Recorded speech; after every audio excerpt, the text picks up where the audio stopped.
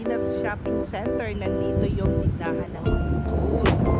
Bilihan ng mga murang pabango at itong mga mababali atang mga liig natin ito. Dito ako bumibili kasi mura sila kompleto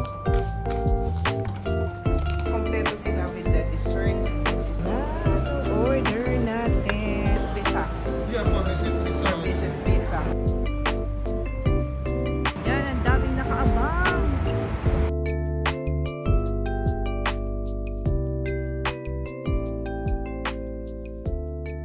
Nandito ako ngayon sa Madina's Shopping Center. Nandito yung tindahan ng mga gold. Tinatawag na Gold Souk.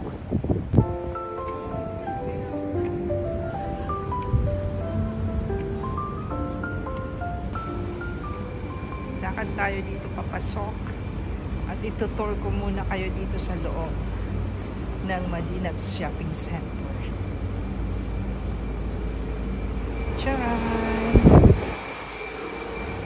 Nandito rin yung mga bilihan ng mga murang pabango at itong mga oil na perfume. Ayan, mga bilihan niya ng pabango. Madami yan sila. Parang tiyangge. Dito tayo sa kabila. Kasi nandito yung gold. Meron din mga gown. Ay, mga tela pala to. Mga costume nila. Oh.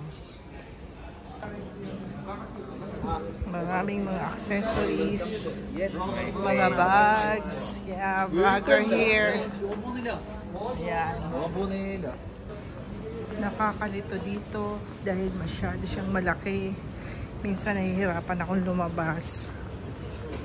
Meron din ditong hypermarket. Ito yung Lulu. Marami silang branch. Oops.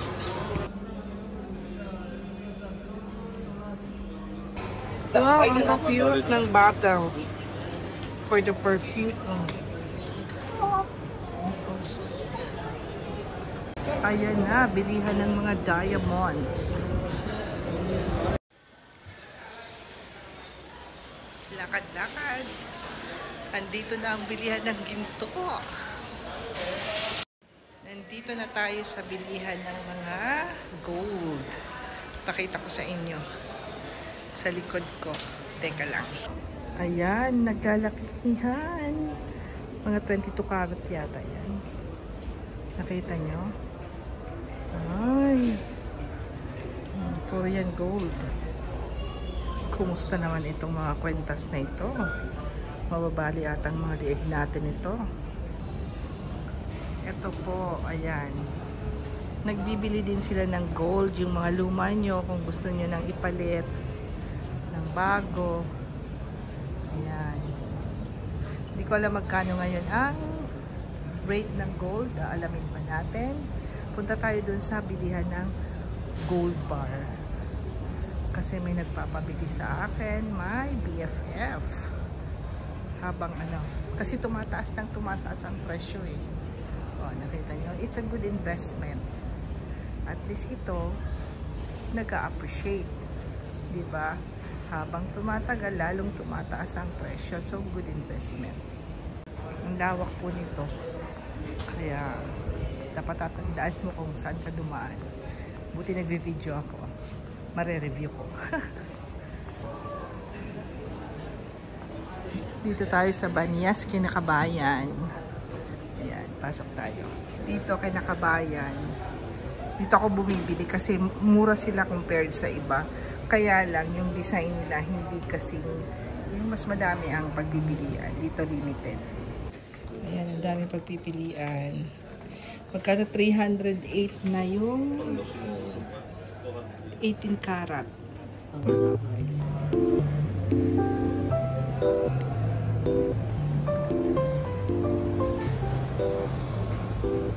Dito tayo kay Al Sadiq Jewelers bibili ng gold bar. How much now is the gold? 413. 1 gram. 413? That is 24 karat. But 24 karat. Then, what do you add in there? 413? Any additional? 10 gram, Charge? 120 this charge. 4,200. What do you add in there? What do you add? Ano gram Yeah. yan? How much per gram?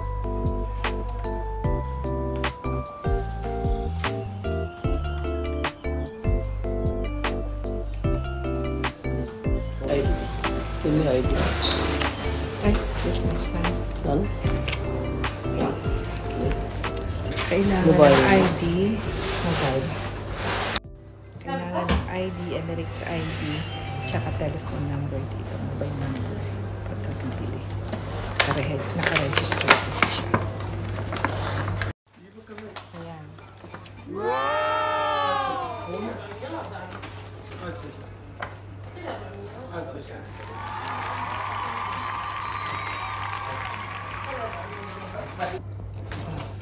Okay.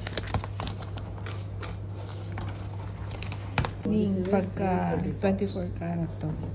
Pagka ano daw, 22 may tax. Ito walang tax. Making charge lang. Ito ang kanyang receipt. So, ayan. 4,245. Mahal na ng gold. Paakyat tayo dito sa food court nila, Madinat Zayed. Marami ditong restaurant na Pilipino. Katulad nito, buffet. Oh, hot palayok.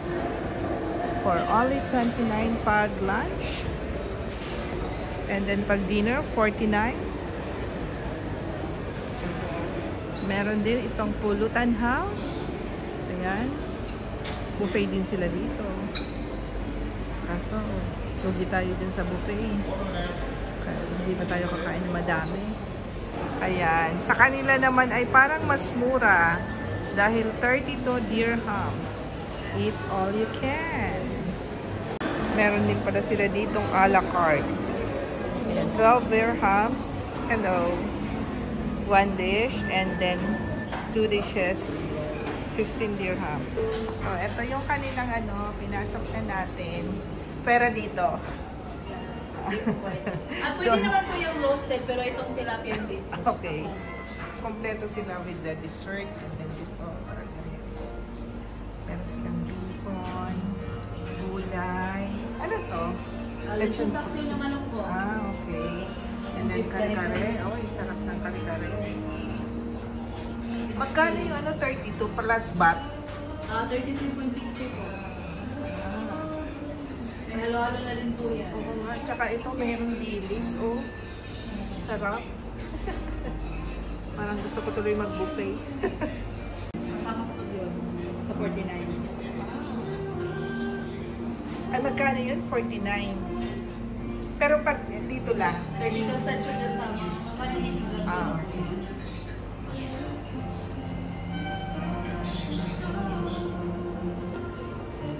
Tapos gulay.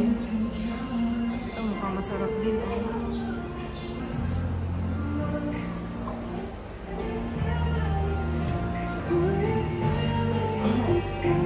Meron pa silang labas dito.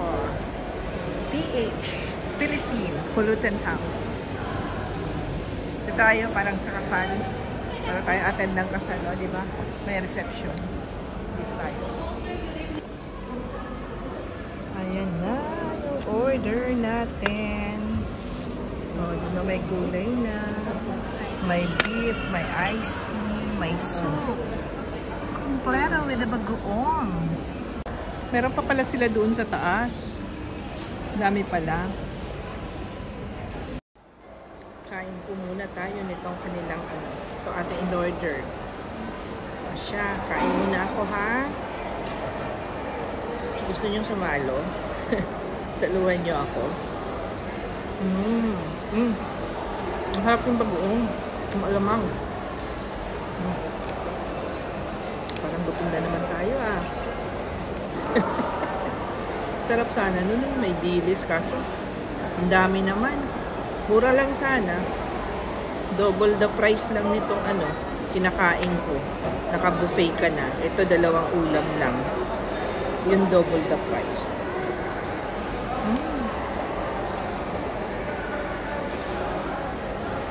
Kaso pera pa na naman natin ang sarili natin kumain, di ba? Tsaka ano? Gabi na. Kakain muna tayo. Ayan, tapos na tayong kumain. Naubos natin yung rice. Pero itong iced tea, hindi ko gusto kasi parang may lasang band-aid.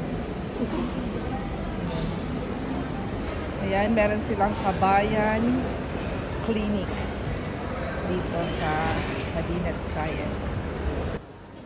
What is this for no health insurance? This one is Kabayakam pocket.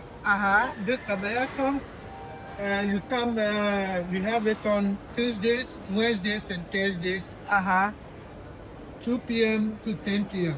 Okay. It's free. It's free Yes. for the visit visa. Yeah, for visit visa. For also. visit visa. All right. But also those who are residents here. Yeah, it's also free for them. Okay, this is LLH Hospital, Yeah, right? it was- Okay, so this is it. This is the schedule. So they can come here for free. Consultation? Here we check BP, cholesterol, and sugar. Okay. And for consultation, you come to LLH first Okay. floor. There's also free. Yeah, that one is Kabayakam. Okay. Yes. But me, I cannot check my blood because I just ate. But I just ate. But you can still check. Yeah. Okay, thank you so much for the information. Alright. Ayan, narinig nyo na ha.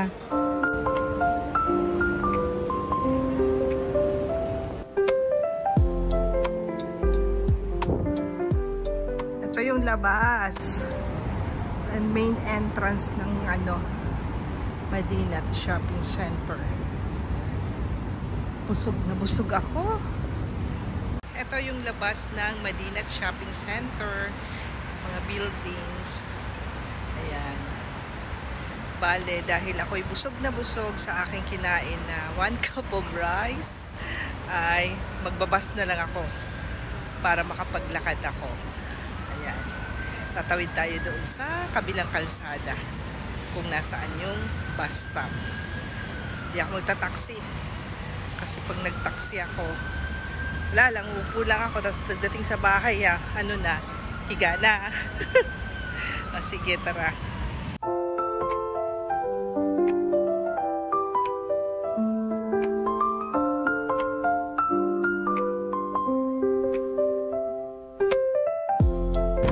Ito ang kanilang overpass.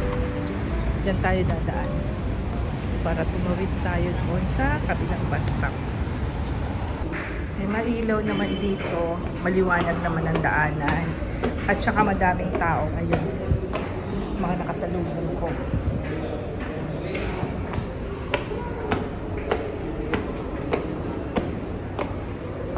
Yan.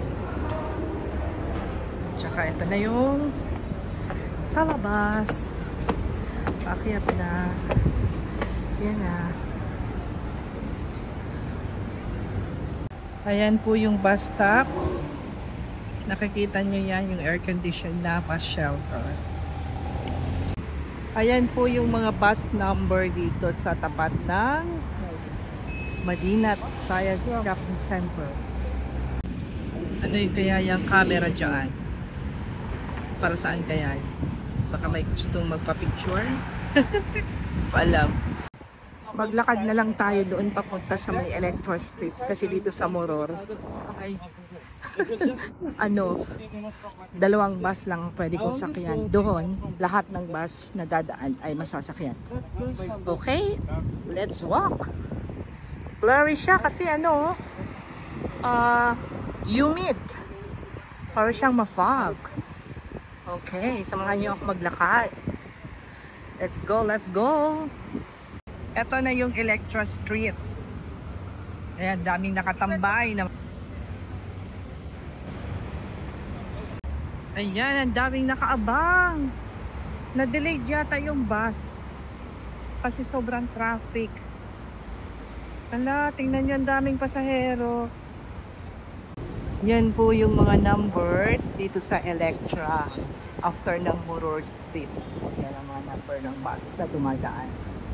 After 30 minutes, ito nga yung unang bus na dumaan, punong-puno, hindi ako sumakay. Dito po pala sa Abu Dhabi, ang pambayad po sa bus ay yung Hafilat card na tinatawag. Kailangan may load yun. At hindi pwede yung cash or other card. Then, kailangan itatap mo yun pagpapasok ka at saka lalabas. At be careful po. Make sure na naitap nyo yung card dahil kung hindi ay pag may checker, merong pong penalty yan na 200 dirhams. Hay nako, hindi na tayo nakapag-vlog dahil grabe, tingnan nyo yung pawis ko. Nakikita nyo? Ewan ko kung nakikita nyo.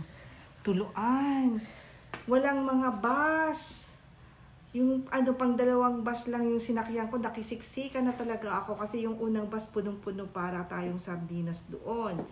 Tapos parang may something kasi yung papunta dito sa amin, wala masyadong biyahe, pero sa kabila madami namang bumibiyahe. Tapos maraming umaaligid-aligid na mga lespo. Hindi ko alam kung anong ganap meron. Sobrang traffic. Ay, my goodness. 30 minutes ata ako nag-antay ng bus. Naglakad pa ako nun ha, kaya grabe ang pawis ko. Kaya, ayan. Pakainit. Sobrang humid, hindi ako makapag-vlog dahil yung cellphone ko laging nagbo-blurry dahil ng humidity. Kaya, ayun. So, hanggang dito na lang muna at parang ako'y pagod na. Next time naman ha. See you in the next day. kung kailan yung next day. Okay? Bye-bye. Bye-bye na muna.